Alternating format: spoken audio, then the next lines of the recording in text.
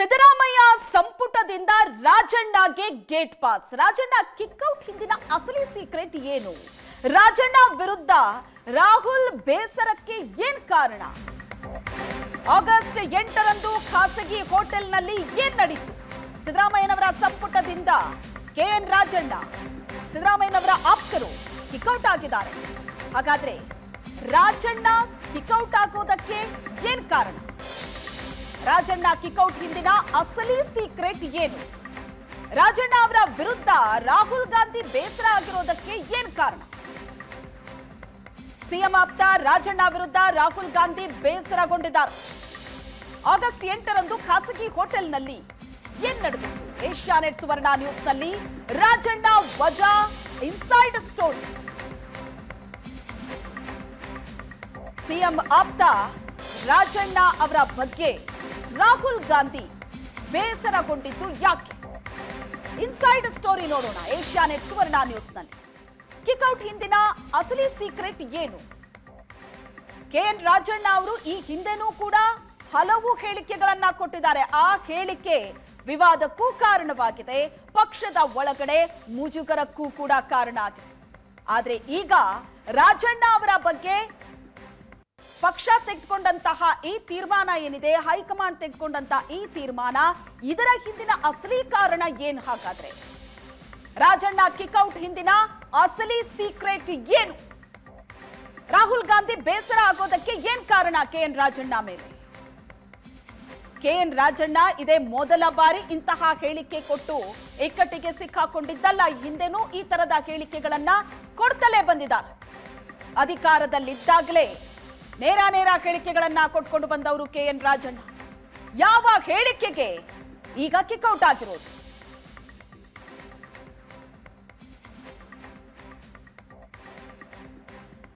August 8ರಂದು ಬೆಂಗಳೂರಿನಲ್ಲಿ ರಾಹುಲ್ ಗಾಂಧಿ ಪ್ರತಿಭಟನೆ ನಂತರ ಹೋಟೆಲ್ನಲ್ಲಿ ರಾಹುಲ್ ಸಭೆ ಸೇರಿದರು. ಆಗಸ್ಟ್ 8ರಂದೇ ರಾಜಣ್ಣ ವಿರುದ್ಧ ರಾಹುಲ್ ಗಾಂಧಿ ಕೋಪಗೊಂಡಿದ್ರು. ಆಗಸ್ಟ್ 8ರಂದು ರಾಹುಲ್ ಗಾಂಧಿ ಪ್ರತಿಭಟನೆಯನ್ನ ಕೈಗೊಂಡಿದ್ದು ಗೊತ್ತೇ ಇದೆ. ಪ್ರತಿಭಟನೆ ನಂತರ ಹೋಟೆಲ್ನಲ್ಲಿ ಒಂದು ಸಭೆ ಆಗುತ್ತೆ. ಆಗಸ್ಟ್ 8ರಂದೇ ರಾಜಣ್ಣ ವಿರುದ್ಧ ರಾಹುಲ್ ಗಾಂಧಿ ಕೋಪಗೊಂಡಿದ್ರು. ಸರ್ಕಾರ ಪಕ್ಷದ ವಿರುದ್ಧ ಬ್ಲಾಕ್ ಮೇಲ್ ಮಾಡಿದ್ರ? ರಾಜ್ಯ ನಾಯಕರನ್ನ ರಾಹುಲ್ ಗಾಂಧಿ ಪ್ರಶ್ನೆ ಮಾಡಿದ್ರು. ರಾಹುಲ್ ಗಾಂಧಿ ಪ್ರಶ್ನೆಗೆ ಸಿಎಂ ಡಿಸಿಎಂ ಮೌನವಾಗಿದ್ರು. ಮಧ್ಯಪ್ರವೇಶಿಸಿ ವೇಣುಗೋಪಾಲ್ರಿಂದ ಉತ್ತರ.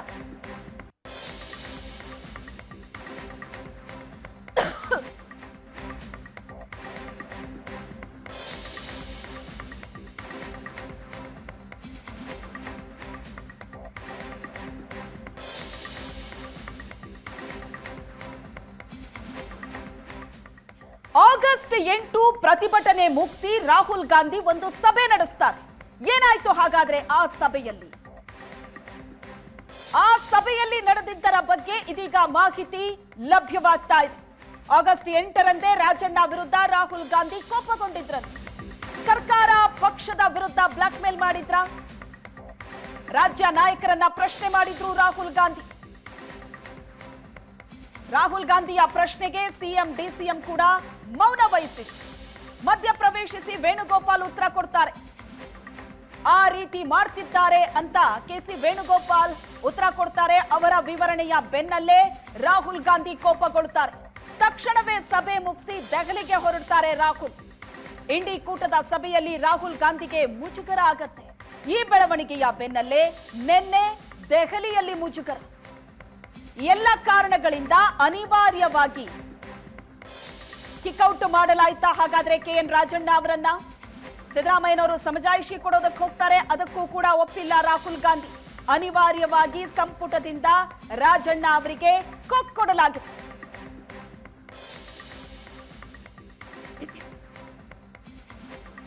ಇದು ಈಗ ರಾಜ್ಯ ರಾಜಕೀಯದಲ್ಲಿ ಬಹಳ ದೊಡ್ಡ ಚರ್ಚೆಗೆ ಕಾರಣವಾಗ್ತಾ ಇರೋದು. ಒಬ್ಬ ಪ್ರಭಾವಿ ರಾಜಕಾರಣಿ, ಹಿರಿಯ ರಾಜಕಾರಣಿ, ಸಂಪುಟದಲ್ಲಿ ಪ್ರಭಾವಿ ಖಾತೆಯನ್ನ ನಿಭಾಯಿಸ್ತಾ ಇದ್ರು. ಅಂತಹ ರಾಜಕಾರಣಿ ಕೆಎನ್ ರಾಜಣ್ಣ ಅವರನ್ನೇ ಈಗ ಸಂಪುಟದಿಂದ ವಜಾ ಮಾಡಿರೋದು. ಏನಿದರ ಅಸಲಿ ಸೀಕ್ರೆಟ್? ಏನಾಯ್ತು? ಇವಾಗ ಹೆಚ್ಚಿನ ಡೀಟೇಲ್ಸ್ ಅನ್ನ ಕೊಡ್ತಾರೆ ನಮ್ಮ ಪ್ರತಿನಿಧಿ ಮಾರುತೇಶ್ ಇದ್ದಾರೆ ಸಂಪರ್ಕದಲ್ಲಿ. ಮಾರುತೇಶ್, ಈ ಕಿಕ್ಔಟ್ ಹಿಂದಿನ ಅಸಲಿ ಸೀಕ್ರೆಟ್ ಏನು ಅನ್ನೋದು, ಏನೆಲ್ಲ ಡೀಟೇಲ್ಸ್ ಸಿಗ್ತಾ ಇದೆ?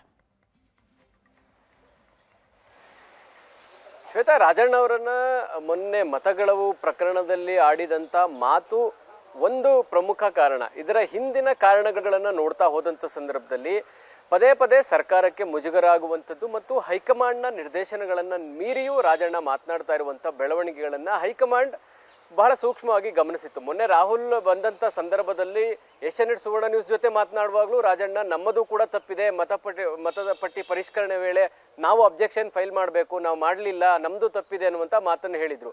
ಆಗಲೂ ಕೂಡ ರಾಹುಲ್ ಗಾಂಧಿ ಗಮನಕ್ಕೆ ತರುವಂಥ ಪ್ರಯತ್ನಗಳು ಆಗಿತ್ತು. ಅದಾದಮೇಲೆ ಮಲ್ಲಿಕಾರ್ಜುನ ಖರ್ಗೆ ನಿವಾಸಕ್ಕೆ ಹೋಗಿ ಭೋಜನ ಮುಗಿಸಿ ಖಾಸಗಿ ಹೋಟೆಲ್ಗೆ ಆಗಮಿಸಿದಾಗ ಅಲ್ಲಿ ರಾಜ್ಯದ ಬೆಳವಣಿಗೆಗಳ ಬಗ್ಗೆ ಚರ್ಚೆ ನಡೆದಾಗ ಸುರ್ಜೇವಾಲಾ ಅವರು ಹನಿ ಟ್ರ್ಯಾಪ್ ವಿಚಾರದ ಬಗ್ಗೆ CID ನೀಡಿದಂಥ ವರದಿಯನ್ನು ರಾಹುಲ್ ಗಾಂಧಿ ಅವರಿಗೆ ತಿಳಿಸಿದರು. ಅಂದರೆ ನಮ್ಮದೇ ಸರ್ಕಾರದ ಸಚಿವರು ಸದನದಲ್ಲಿ ಈ ವಿಚಾರ ಪ್ರಸ್ತಾಪ ಮಾಡಿದರು. ತದನಂತರ ತನಿಖೆಗೆ ಸಹಕಾರಿಯಾಗುವ ರೀತಿಯಲ್ಲಿ ಯಾವುದೇ ದಾಖಲೆಗಳನ್ನು ಅವರು ಕೊಡಲಿಲ್ಲ. ಇದರಿಂದ ಸರ್ಕಾರಕ್ಕೂ ಮುಜುಗರ ಆಯಿತು. ಸದನದ ಒಳಗೆ ಚರ್ಚೆ ಆಗಿದ್ದರಿಂದ ಸರ್ಕಾರ ಒಂದು ರೀತಿ ಇಕ್ಕಟ್ಟಿಗೆ ಸಿಲುಕುವಂಥ ಪರಿಸ್ಥಿತಿ ನಿರ್ಮಾಣ ಆಯಿತು. ಕೊನೆಗೆ ಇದು ಏನು ಸಾಕ್ಷ್ಯ ಇಲ್ಲ ಅಂಥೇಳಿ ಈ ಕೇಸನ್ನು ಕ್ಲೋಸ್ ಮಾಡಿದ್ದಾರೆ. ಈ ವರದಿ ಕೂಡ CID ಕೊಟ್ಟಿದೆ ಅನ್ನುವಂಥ ಮಾಹಿತಿಯನ್ನು ರಾಹುಲ್ ಗಾಂಧಿಗೆ ತರುವಂಥ ಪ್ರಯತ್ನವನ್ನು ಮಾಡಿದರು. ಆಗ ರಾಹುಲ್ ಗಾಂಧಿಯವರು ಈ ವಿಚಾರದ ಬಗ್ಗೆ CM ಅವರನ್ನು ವಿವರಣೆ ಕೇಳಿದಾಗ CM ಬಳಿ ಯಾವುದೇ ಆನ್ಸರ್ ಇರಲಿಲ್ಲ. ಯಾಕಂದರೆ ರಾಜಣ್ಣ ಅವರು ಯಾವುದೇ ದಾಖಲೆ ಕೊಡದೇ ಇರುವ ಕಾರಣಕ್ಕಾಗಿ ಒಂದು ರೀತಿ ರಾಜಣ್ಣ ತಮ್ಮ ವಿರೋಧಿಗಳನ್ನು ಹಣಿಲಿಕ್ಕೋಸ್ಕರ ಹನಿ ಟ್ರಾಪ್ ವಿಚಾರವನ್ನು ಪ್ರಸ್ತಾಪ ಮಾಡಿದ್ರು. ಇದು ಸರ್ಕಾರಕ್ಕೆ ಒಂದು ರೀತಿ ಬ್ಲಾಕ್ ಮೇಲ್ ರೀತಿ ಆಯಿತು ಅನ್ನುವಂಥ ಚರ್ಚೆಯನ್ನು ವೇಣುಗೋಪಾಲ್ ಮುಂದೆ ಇಟ್ಟರು. ಆಗ ರಾಹುಲ್ ಗಾಂಧಿ ಬಹಳ ಅಪ್ಸೆಟ್ ಆಗಿ ಸಿದ್ದರಾಮಯ್ಯನವರಿಗೆ ವಿವರಣೆ ಕೇಳಿದಾಗ ಸಿದ್ದರಾಮಯ್ಯನವರು ಯಾವುದೇ ಉತ್ತರವನ್ನು ಹೇಳದೆ ಮೌನಕ್ಕೆ ಶರಣರಾದರು. ಹಾಗಾಗಿ ರಾಹುಲ್ ಗಾಂಧಿ ಅವರಿಗೆ ಆಗಲೇ ರಾಜಣ್ಣ ಅವರ ಮೇಲೆ ಒಂದು ಕೋಪ ಇತ್ತು. ಇಲ್ಲಿಯ ತನಕ ಸುರ್ಜೇವಾಲಾ ಮತ್ತು ವೇಣುಗೋಪಾಲ್ ಹತ್ರ ಮಾತ್ರ ರಾಜಣ್ಣ ಅವರ ಹೇಳಿಕೆಗಳ ಮೇಲೆ ದೂರು ದಾಖಲಾಗಿತ್ತು, ದೂರುಗಳನ್ನು ಕೊಡ್ತಾ ಇದ್ರು. ಸ್ವತಃ DK ಶಿವಕುಮಾರ್ ಈ ಹಿಂದೆ ದೆಹಲಿಗೆ ಹೋದಾಗ ರಾಜಣ್ಣ ಅವರ ಎಲ್ಲ ಹೇಳಿಕೆಗಳನ್ನು ಪಟ್ಟಿ ಮಾಡಿ ವಿತ್ ವಿಡಿಯೋ ಸಹಿತ ವೇಣುಗೋಪಾಲ್ ಅವ್ರಿಗೂ ಕೂಡ ದೂರು ಕೊಟ್ಟು ಬಂದಿದ್ರು. ಆದರೆ ಆಕ್ಷನ್ ಆಗಿರಲಿಲ್ಲ. ಯಾವಾಗ ರಾಹುಲ್ ಗಾಂಧಿಯವರ ವಿರುದ್ಧ ಮಾತನಾಡಿದ್ರು ಅಥವಾ ಆ ಒಂದು ದೊಡ್ಡ ಹೋರಾಟವನ್ನು ರಾಜಣ್ಣ ಅವರು ನಮ್ಮ ಅಧಿಕಾರಿಗಳು ತಪ್ಪಿದೆ, ನಾವಾಗ ಕಣ್ಮುಚ್ಕೊಂಡು ಕೂತಿದ್ವಾ ಪರಿಷ್ಕರಣೆ ಮಾಡುವಂಥ ಸಂದರ್ಭದಲ್ಲಿ ಎನ್ನುವಂಥ ಒಂದು ಕಟು ಟೀಕೆಯನ್ನು ಮಾಡಿದ್ರು. ಇದು ರಾಹುಲ್ ಗಾಂಧಿ ಅವರ ನಿಲುವು ಮತ್ತು ಹೋರಾಟಕ್ಕೆ ಒಂದು ರೀತಿಯಂಥ ದೊಡ್ಡ ಹಿನ್ನಡೆ ಆಯಿತು. ರಾಹುಲ್ ಗಾಂಧಿಗೆ ದೆಹಲಿ ಹಂತದಲ್ಲೂ ಕೂಡ ನಿಮ್ಮದೇ ಸರ್ಕಾರದ ಸಚಿವರು ಈ ರೀತಿಯಾಗಿ ನಿಮ್ಮ ಹೋರಾಟದ ವಿರುದ್ಧ ಮಾತನಾಡಿದ್ದಾರೆ ಅನ್ನುವಂಥ ಪ್ರಶ್ನೆಗಳು ಎದುರಾಯಿತು. ಇದರ ಜೊತೆಗೆ ವಿಪಕ್ಷವಾಗಿ BJP ಕೂಡ ರಾಜಣ್ಣ ಅವರ ಹೇಳಿಕೆಯನ್ನು ಇಟ್ಟುಕೊಂಡು ನಮ್ಮ ಹೋರಾಟಕ್ಕೆ ರಾಜಣ್ಣ ಅವರು ಕೂಡ ಬೆಂಬಲಿಸಿದ್ದಾರೆ, ಇದರಲ್ಲಿ ಅಧಿಕಾರಿಗಳು ತಪ್ಪಿದೆ, ಅವ್ರದೇ ಸರ್ಕಾರದಲ್ಲಿ ಇದೆ ಅನ್ನುವಂಥದ್ದನ್ನು ಹೇಳ್ತಿದ್ದಾರೆ ಅಂತೇಳಿ BJP ಕೂಡ ರಾಜಣ್ಣ ಅವರ ಹೇಳಿಕೆಯನ್ನು ಬಹಳ ಸಮರ್ಪಕವಾಗಿ ಬಳಸ್ಕೊಳ್ತು. ಇದು ಕರ್ನಾಟಕದಿಂದಲೇ ಈ ಹೋರಾಟ ಆರಂಭ ಆದಾಗ ಕರ್ನಾಟಕದ ಸಚಿವರೇ ಈಗ ರಾಹುಲ್ ಗಾಂಧಿ ಅವರ ಈ ಹೋರಾಟವನ್ನ ಆಕ್ಷೇಪಿಸಿ ನಮ್ಮದು ತಪ್ಪಿತ್ತು, ನಾವು ತಪ್ಪು ಮಾಡಿದ್ವಿ, ಪರಿಷ್ಕರಣೆ ಆಗುವಂಥ ಸಂದರ್ಭದಲ್ಲಿ ಅಬ್ಜೆಕ್ಷನ್ ಮಾಡಬೇಕಾಯಿತು, ಕಣ್ಮುಚ್ಕೊಂಡು ಕುಳ್ತಿದ್ವಾ ಅನ್ನುವಂಥದ್ದು ಇದೆಯಲ್ಲ, ಇದು ರಾಹುಲ್ ಗಾಂಧಿ ಅವರಿಗೆ ಸಹಿಸಲಿಕ್ಕೆ ಆಗಿಲ್ಲ. ಸೊ ಆ ಕಾರಣಕ್ಕಾಗಿ ರಾಜಣ್ಣ ಅವರ ಮೇಲೆ ತೀವ್ರತರನಾದಂತಹ ಕ್ರಮಕ್ಕೆ ಹೈಕಮಾಂಡ್ ಮುಂದಾಗಿ ಅವ್ರನ್ನ ವಜಾ ಮಾಡಬೇಕು. ಎಲ್ಲಿಯ ತನಕ ಅಂದರೆ ರಾಜಣ್ಣ ಅವರು ರಾಜೀನಾಮೆ ಪತ್ರವನ್ನು ಕೊಟ್ಟರೂ ಕೂಡ ಆ ರಾಜೀನಾಮೆಯನ್ನು ಒಪ್ಪಿಕೊಳ್ಳದೆ ಸಂಪುಟದಿಂದ ವಜಾಗೊಳಿಸುವಂಥ ನಿರ್ದೇಶನವನ್ನು ಹೈಕಮಾಂಡ್ ಕೊಟ್ಟಿತ್ತು. ಹಾಗಾಗಿ ಅದರಂತೆ ಈಗ ರಾಜಣ್ಣ ವಿರುದ್ಧ ಕ್ರಮ ಆಗಿದೆ. ರಾಹುಲ್ ಗಾಂಧಿ ಅವರಿಗೆ ಪದೇ ಪದೇ ದೂರುಗಳು ಹೋಗ್ತಿರ್ಲಿಲ್ಲ. ವೇಣುಗೋಪಾಲ್ ಹಂತದಲ್ಲಿ ಮಾತ್ರ ರಾಜಣ್ಣ ಅವರ ದೂರುಗಳು ಇದ್ದುವು. ಆದರೆ ಯಾವಾಗ ಬೆಂಗಳೂರಿಗೆ ಬಂದು ಹೋರಾಟದ ಸಂದರ್ಭದಲ್ಲಿ ರಾಹುಲ್ ಗಾಂಧಿ ಅವರು ರಾಜ್ಯದ ಬೆಳವಣಿಗೆಗಳ ಬಗ್ಗೆ ಡಿಸ್ಕಷನ್ ಮಾಡಿದಾಗ ರಾಜಣ್ಣ ವಿಚಾರ ಪ್ರಸ್ತಾಪ ಆಯಿತು.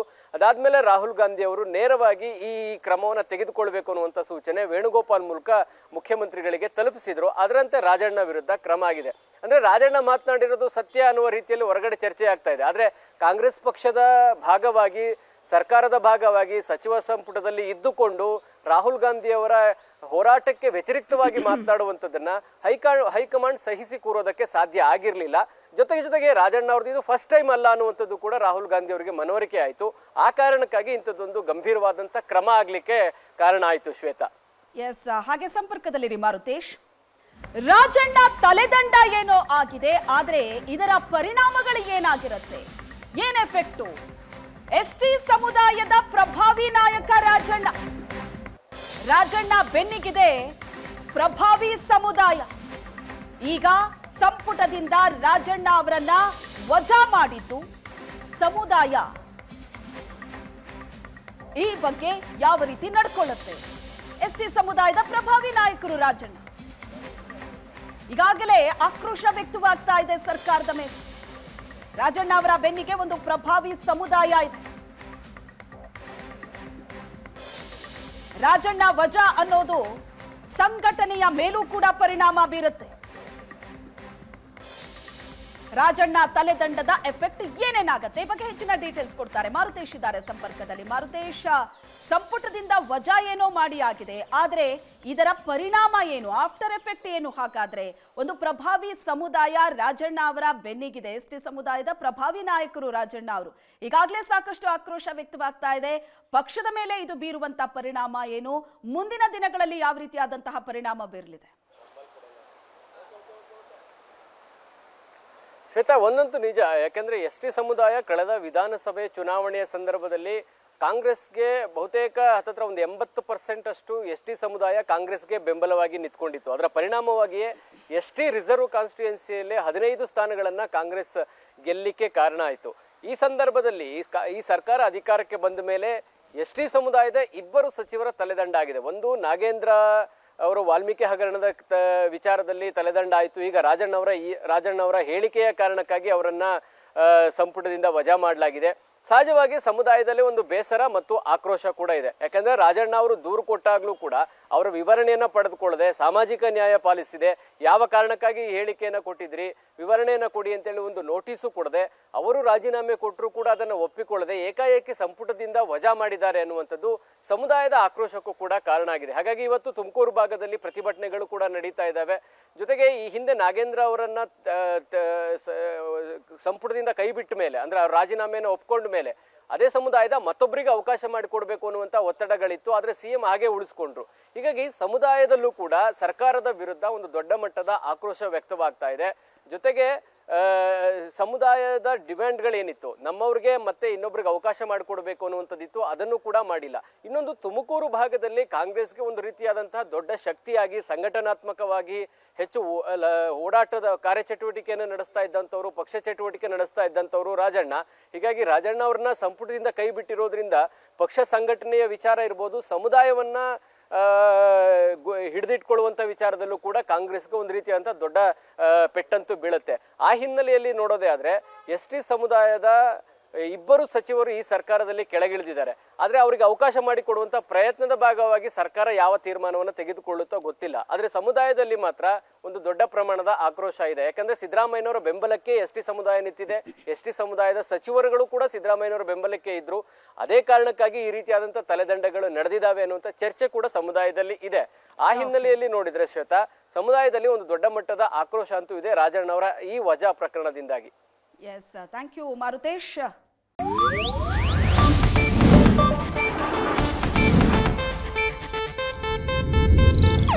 ಇದು ಏಷ್ಯಾನೆಟ್ ನ್ಯೂಸ್ ನೆಟ್ವರ್ಕ್ ಪ್ರಸ್ತುತಿ.